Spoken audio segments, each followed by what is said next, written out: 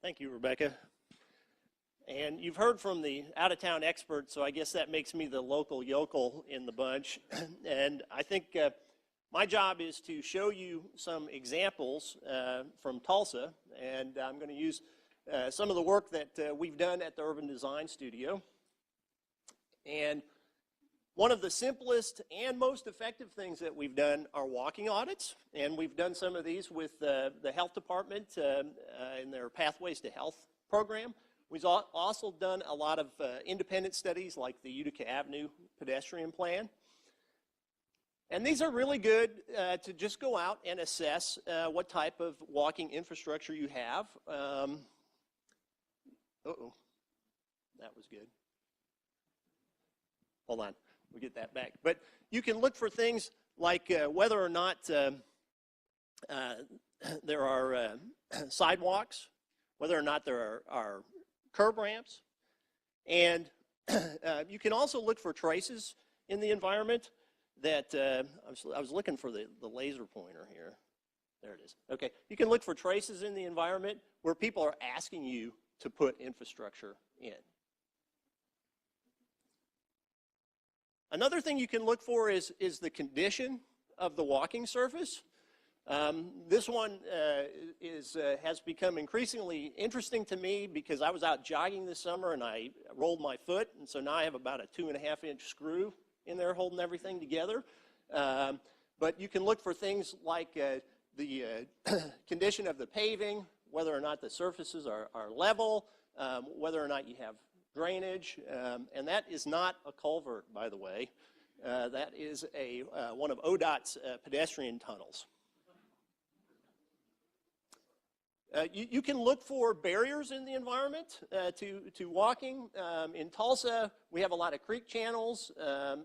This is the Joe Creek channel. That's actually a student on the way home from school at McClure Elementary School. We got a lot of railroad crossings as a railroad town, a lot of highways, and a lot of busy arterial streets. Another thing you can find, unfortunately, is some of the damage we urban designers have done to you. And a lot of times there is uncoordinated design work. I wish this were an exception, but I have literally dozens of pictures of utility poles and traffic signals in the middle of sidewalks around Tulsa. This one's particularly egregious example. It's across the street from Hillcrest Hospital and the Center for the Physically Challenged, so there's a lot of handicapped and disabled people, as well as children and families that use this sidewalk. Another area we've looked at is street design. And a lot of the arterial streets here in Tulsa are like 71st Street here. This has a very wide cartway where the cars travel. Generally, you have a signal about every mile. If you're lucky, you might have one halfway in between, but it's a long way to get to a protected crossing. So a lot of people end up playing Frogger with the 45-mile-an-hour traffic. These wide cartways, combined with the setbacks that are required by the zoning ordinance, create a very undefined, undifferentiated urban space. You can see a lot of the businesses have responded by putting up large signs to try to attract the attention of motorists going by. Another attribute of our streets is they're almost all over-designed. In other words, they are carrying far less traffic than they theoretically could. This was shown very clearly in a study that was done for Planet Tulsa, traffic congestion study. It showed that 89% of the lane miles in Tulsa have no or low congestion, and most of the congested areas are actually on expressways. So our students have looked at that data and looked at places in Tulsa where maybe we could reduce the number of lanes that we have since we're over-designed, and ways to lower traffic speed. Provide streetscaping, as Rebecca was pointing out. You know, street trees and furniture are what pedestrians want. I think even the motorists, appreciate that. And we want to encourage street life. This is Cherry Street, so many of you have been to the farmer's market there, and this area could really be improved with some pedestrian improvements. And finally, we want to encourage transit development and new infill development in areas that are underdeveloped.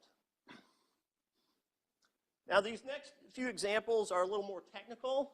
This is some of our mapping analysis using our GIS system. These are from work that we've done with the Tulsa Area Community Schools Initiative. And this little orange dot right down here is Rosa Parks Elementary School on the east side of town.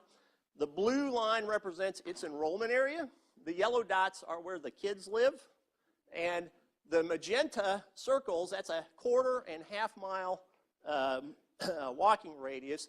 So what you can see is that the school is very isolated and that not many kids could walk or bike to school. Unfortunately, I think this was done by design. Union Public Schools has 3 older elementary schools north of 41st Street, Roy Clark, Briar Glen, Bovers Elementary. They're sort of located in the center of their 1 square mile enrollment areas. So they're actually very walkable, or at least theoretically so. What was happening is these 3 schools were seeing a growth in their enrollment due to an influx of immigrant families coming into the neighborhoods. And the union planners decided, instead of expanding those schools, to build Rosa Parks on an empty parcel down here and taking a portion of each of the enrollment areas. And so those kids all now have to be bused or driven to Rosa Parks.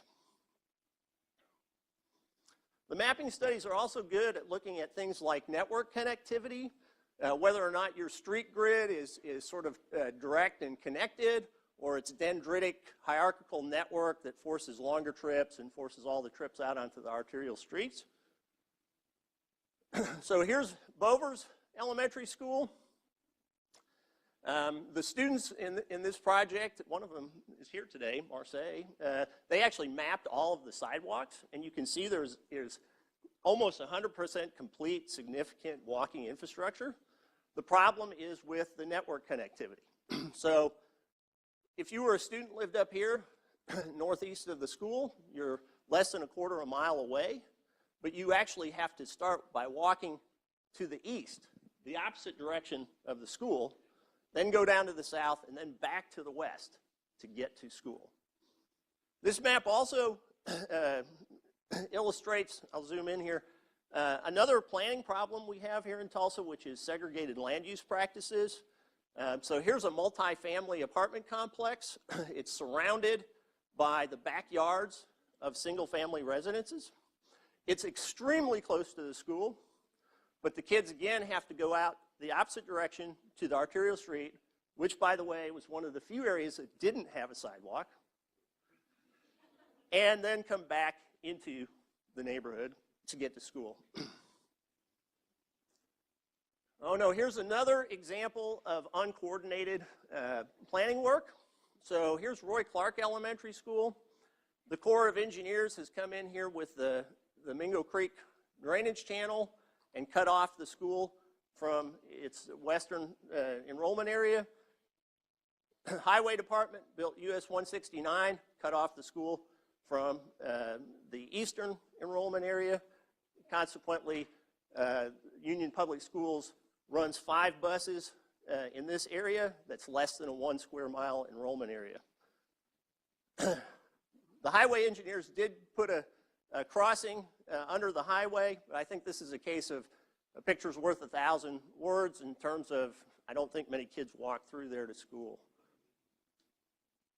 Now, the mapping analysis is also very useful, not just for identifying problems, but for looking for solutions. So here at Briar Glen, we had an enclave of housing that was separated from the school. It happened to be next door to a church. If the church would allow a couple of gates to be put in their fence, you could create a relatively direct and simple route to the school for all those kids.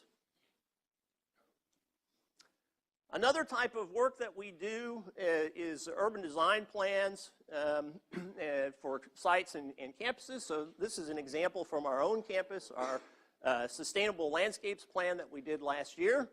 And these projects, like all of our projects, we work closely with the constituents. We had a number of campus workshops, walking audits here on campus. We met with the Patrick Henry neighborhoods. I noticed Tony Graber's here, who's the president of the Neighborhood Association. And we heard a lot of things that would be common at sites around Tulsa. Parking lots are always a problem. I don't know if any of you came through the east parking lot this morning on the way here, but it's a rather uncomfortable, unsafe path through there. They told us they wanted better internal circulation on campus, and they wanted better connections to our neighbors here, the neighborhood, as well as the mall across the street. And we also tried to create outdoor places like the Healing Garden that actually bring people outside and encourage them to walk. So all of these different techniques are very effective, but they really get their most power when you put them all together to address issues. So this last example is from our Kendall Whittier On the Go project, which is essentially a Safe Routes to School project. But of course the issue is all of these cars are lined up to pick up kids at school. And so we used to have over 90% of kids walking and biking to school. Now we're far below 50% at most schools. And again, we began with working with the kids and the parents to build trust with us as planners, and also to make them aware.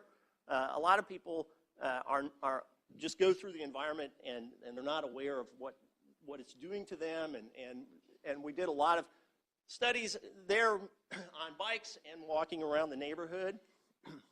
We used our mapping technology to look for opportunities to create walking school bus routes and bike caravans to get the kids to school.